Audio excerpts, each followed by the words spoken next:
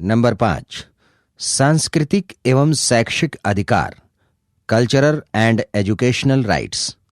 ये अधिकार धार्मिक स्वतंत्रता के अनुकूल हैं तथा उसी के कुछ पक्षों यथा शिक्षा संस्थाएं स्थापित करना आदि की व्याख्या करता है। इस अधिकार को प्रत्याभूत करने का एकमात्र उद्देश्य अल्पसंख्यकों माइनॉरिटीज, जो केवल धर्म ही नहीं अपितु भाषा, लिपि अथवा संस्कृति के आधार पर भी हो सकते हैं, के मन में ये विश्वास उत्पन्न करना है कि जिन विशिष्ट हितों को वे अपने जीवन का आधार समझते हैं वे संविधान द्वारा पूर्ण रूपेण सुरक्षित एवं अक्षुण्ण हैं। ये अधिकार 2 अनुच्छेदों 29 और 30 में वर्णित हैं। अनुच्छेद 29 अल्पसंख्यक वर्गों के हितों का संरक्षण, protection of interest of minorities. इस अनुच्छेद के खंड 1 में प्रावधान है कि भारत के राज्य क्षेत्र में निवास करने वाले नागरिकों के किसी भाग को जिसकी अपनी विशेष भाषा, लिपि, धर्म या संस्कृति है उसे अक्षुण्य रखने का अधिकार होगा।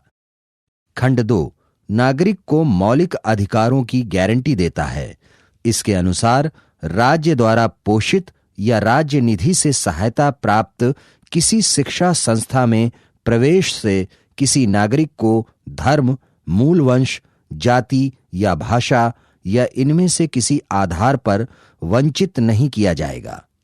ये खंड समस्त नागरिकों के अधिकारों की गारंटी देता है, न कि केवल अल्पसंख्यकों को। अनुच्छेद 30 अल्पसंख्यकों को शिक्षा संस्थाओं की स्थापना और प्रशासन का अधिकार, right of minorities to establish and administer the educational institutions. ये अनुच्छेद शिक्षा, एजुकेशन संबंधी अधिकारों का चार्टर है, जबकि अनुच्छेद 29 संस्कृति, कल्चर संबंधी अधिकारों का चार्टर है। अनुच्छेद 30 के अनुसार नंबर 1 धार्मिक या भाषाई अल्पसंख्यकों को अपनी रुचि या इच्छानुसार शिक्षा संस्थाएं स्थापित करने तथा उनको संचालित करने टू एस्टैब्लिश एंड एडमिनिस्टर का अधिकार है, तथा नंबर 2 धर्म या भाषा के आधार पर बिना किसी भेदभाव के राज्य से सहायता या अनुदान प्राप्त करने का अधिकार होगा।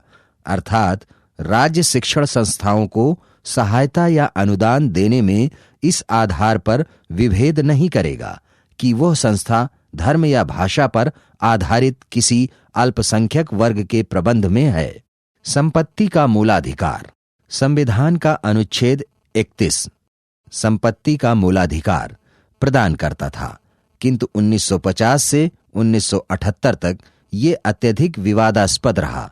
अंततः 44वें संविधान संशोधन अधिनियम 1978 न्याय की प्राप्ति के पथ में बाधक मानते हुए इसे मूलाधिकार की श्रेणी से स्थानांतरित कर कानूनी अधिकार, लीगल राइट की श्रेणी में ला दिया गया। इसे अब संविधान के भाग 12 केंद्र राज्य संबंध, वित्तीय संबंध के अध्याय 3 के पश्चात संपत्ति का अधिकार अब एक मूलाधिकार नहीं रहा, बल्कि एक कानूनी अधिकार, legal rights, not constitutional right है। संपत्ति का अधिकार मौलिक अधिकार न रहने के बावजूद कानूनी प्रक्रिया के बिना शासन द्वारा किसी भी व्यक्ति की संपत्ति नहीं छीनी जा सकती। जिन व्यक्तियों के पास भूमि सीमाकरण कानून, लैंड सेलिंग एक्ट की सीमा के भीतर भूमि होगी और इस भूमि पर वे स्वयं कृषि कार्य या अन्य कोई कार्य करते हैं, तो बाजार मूल्य पर मुआवजा दिए बिना इन व्यक्तियों की भूमि राज्य द्वारा नहीं ली जा सकेगी। अर्थात 44वें संशोधन द्वारा की गई यह व्यवस्था किसी व्यक्ति को संपत्ति से वंचित करने के कार्यपालिका आदेश के विरुद्ध तो सुरक्षा प्रदान करती है, किंतु संसद या विधानमंडल की विधि से नहीं। संसद या विधानमंडल विधि बनाकर व्यक्ति को संपत्ति से वंचित कर सकते हैं।